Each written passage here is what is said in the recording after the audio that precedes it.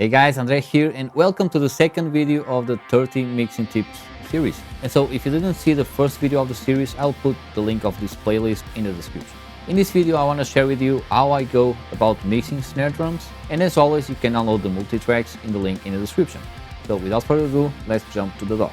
Okay, so first things first, and my approach to mix is known as top-down mixing. And why am I telling you this? Because I believe the settings that you put on your bus compressor will have a big impact on your snare drum sound. And so let me show you this. So on this song I choose, and I typically go, there's 2 or 3 options for me. It can be 30 milliseconds, 20 milliseconds, or 0.3 milliseconds. On this mix I went with 30 milliseconds, and let me show you what happens when I put 0.3 milliseconds. Pay attention to the snare drums. Part of me was stuck in the past. No, I'm no more.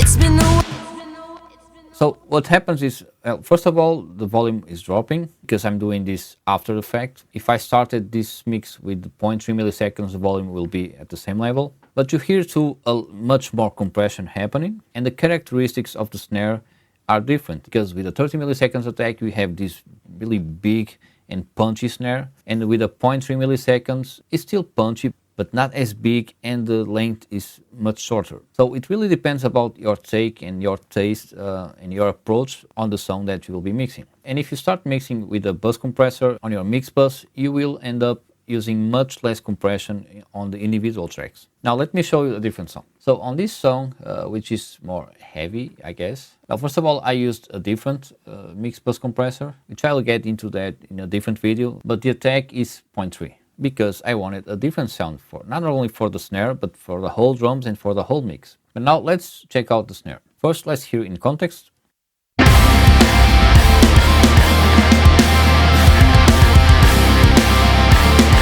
Now just a snare.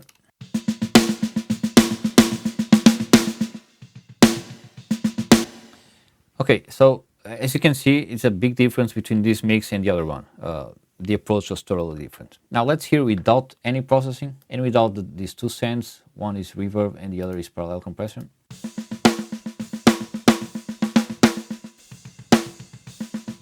It already sounds pretty good. And so this chain of plugins are always on my mix template because I use them all the time, and it really doesn't matter the song or the genre of the song.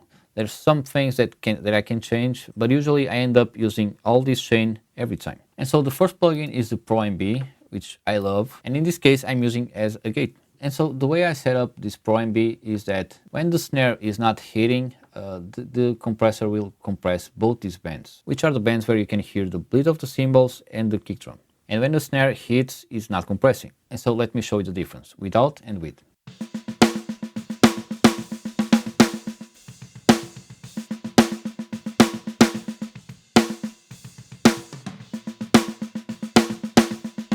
So it's really a big difference. Again, this Pro MB is a must-have plugin. Then I use an SSL channel strip. And for drums, again, you can use whatever you want. The API channel strip, I like it too. It doesn't matter the brand. I'm using the native SSL. You can use from Waves or from any other brand. And usually the frequencies that I boost or attenuate are pretty much always the same or in the same ballpark. So I boost 8K, always sound good pretty much on everything. 2.5K, I'm boosting 2 dBs. I'm attenuating at about 700 Hz. This is the region of the honkiness of the snare, and boosting the fundamental at 200 Hz. And of course, using the compressor, 4:1 ratio, slow attack, fast release. And so let's hear the difference.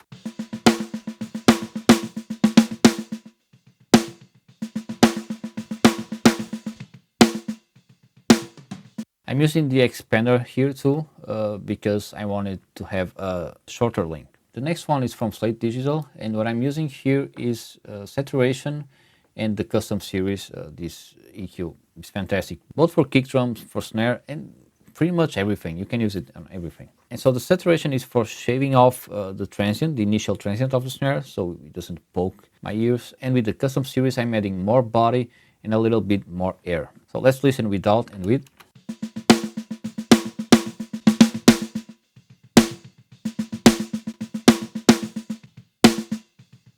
So you immediately can hear the snare being distorted in a very nice way. and I don't think there's a lot of plugins that do this job so well as the FG73. But again, if you're not in the Slate Digital plugins, you can use, for example, there's a free one which is really good too, which is from Softtube. There you go, the saturation knob.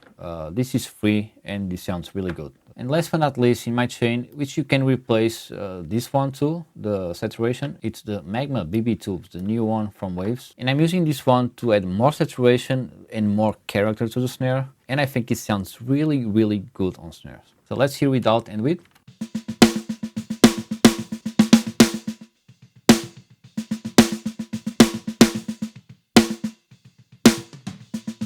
So I'm being kind of gentle here with this plugin. So I'm using the mix knob at 66%, but you can definitely hear the difference. Now there's two sends that are really important, at least to achieve the kind of snare drum sound that I like. The first one is reverb, and I'm using this one from Relive, which is my go-to reverb. I know it's kind of expensive, but it sounds great on everything. And now it sounds like this.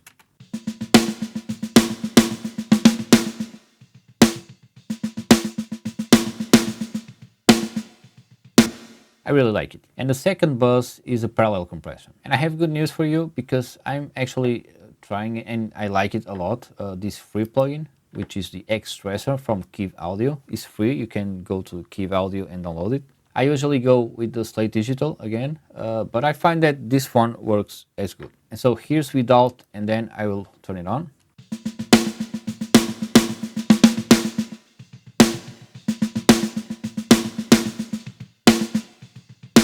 So much more compression happening, of course, and because of the settings that I'm using, it's fattening up a little bit the snare, but it's bringing more of the ambience too. This is how it sounds, just the parallel compression.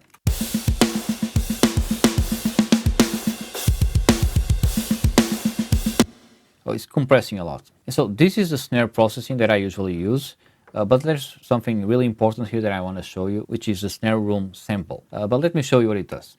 So here's the snare without the sample.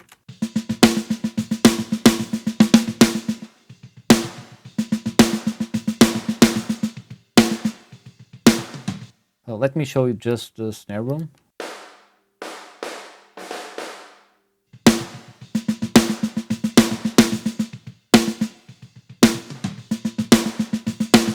Because I believe it can give you what any reverb can't. Gives you all this depth and all this ambience, which is amazing. And I think you can only get this sound if you use both a great room sounding track or of course a sample. And so this ends with the final drum sound that sounds like this.